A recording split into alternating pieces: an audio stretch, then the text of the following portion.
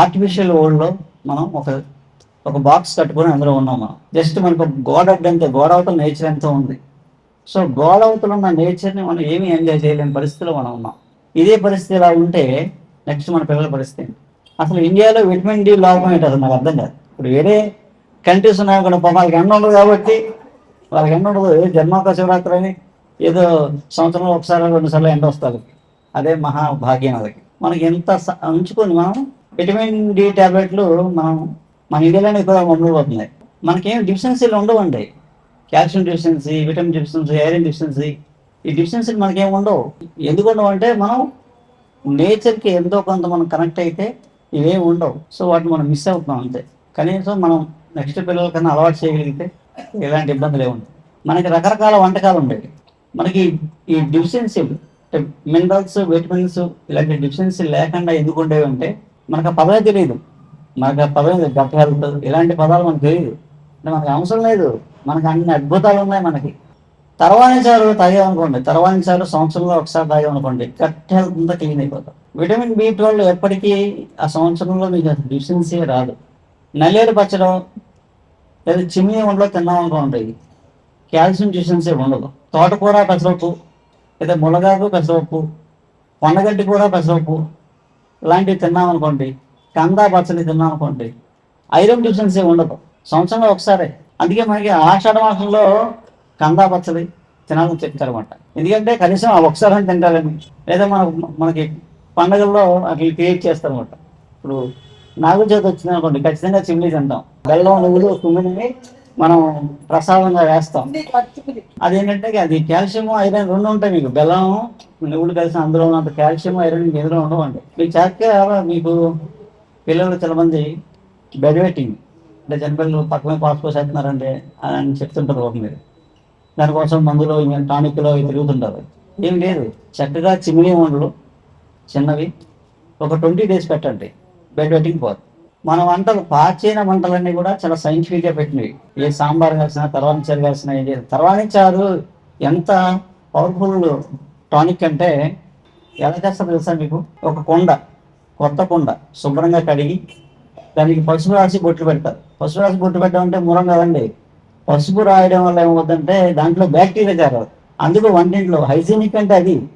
Hygienic అంటే మనం శుభ్రంగా అంతా ఏమీ రాకుండా గ్లాసులు మూసేసి గ్లౌజ్ వేసుకుని హెడ్ క్యాప్ పెట్టుకుని చేసిన అది హైజీనిక్ కాదండి. ఇంకా జబ్బు చేస్తుంది. అంతా ప్లాస్టిక్, మేము చచ్చిపోతాం.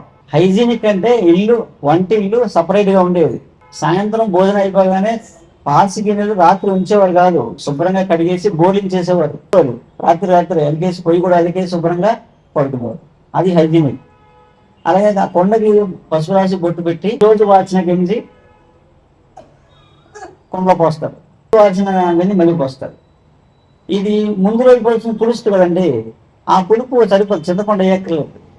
అలా పెట్టిన దాన్ని చక్కగా పవిత్రంగా దాన్ని ఎవరు మళ్ళీ బహిష్టం లోపలికి వెళ్ళకపోతే ఇలాంటి ఎంత హైజీనిక్ అన్నారండి. ఇవన్నీ ఇంట్లో రాకపోవడానికి కారణం ఏంటంటే అవన్నీ హైజీనిక్గా ఉన్న కోసం చెప్పి అలా చేసి ఆ 3వ రోజు ఏం చేస్తారంటే కూరగాయ మొక్కలు అప్పుడు ఏం దొరుకుతున్నాయి? తోటకూర కాళ్ళ దగ్గర నుంచి, మునక్కాయల దగ్గర నుంచి, ఆనపకాయ మొక్కల దగ్గర ఏమీ జరుగుతుంది, ఏదో మొక్కలు వేసేసి ఈ గంజి పోసేసి మరగబెట్టేసి ఉప్పు కారం వేసేస్తే తర్వాణి చారు అవుతుంది. అది సంవత్సరంలో ఒకసారి తాగామనుకోండి, మీకు ఇంకా సంవత్సరం అంతా విటమిన్ బి12 ప్రాబ్లం ఉండదు, గట్ హెల్త్ ప్రాబ్లం ఉండదు. మొత్తం గట్ అంతా క్లీన్ అయిపోద్ది ఒక దెబ్బకి. కొట్టేస్తుంది మన్నాడు అంతా. అది ఎన్ని డబ్బులు పెట్టి ఎన్ని మన జొమాటోలని టమాటోలని ఆర్డర్ పెడితే వస్తుందండి. వాడు ఏం చేసినా తెలియదు మనకి. అలాంటి వంటలన్నీ మనం మూటగట్టి పక్కన ఇట్టేసుకున్నాం. అంటే ఎప్పుడైతే కుక్కర్లు వచ్చాయో వెంది లేదు మనకి, తర్వాత చాలు అకెక్కిపోయింది. జై బాపూజీ మహారాజ్. నాకు రఘువర్మ గారి గురించి మా సత్సంగ సభ్యులు ఒకరు చెప్పడం వల్ల తెలిసింది. అలా రఘువర్మ గారు మా అమ్మగారు కోరిక మేరకు మా సత్సంగ మందిరానికి రావడం జరిగింది. ఇలా ఆయన సత్సంగ మందిరం రావడం జరగడం విశేషంలో నాకున్న సమస్య ఒకటి, మేజర్ సమస్య ఒకటి చెప్పడం జరిగింది. దానికి ఆయన మెడిసిన్ ఇవ్వడం జరిగింది. ఈ మెడిసిన్ నాకు చాలా బాగా పనిచేసింది.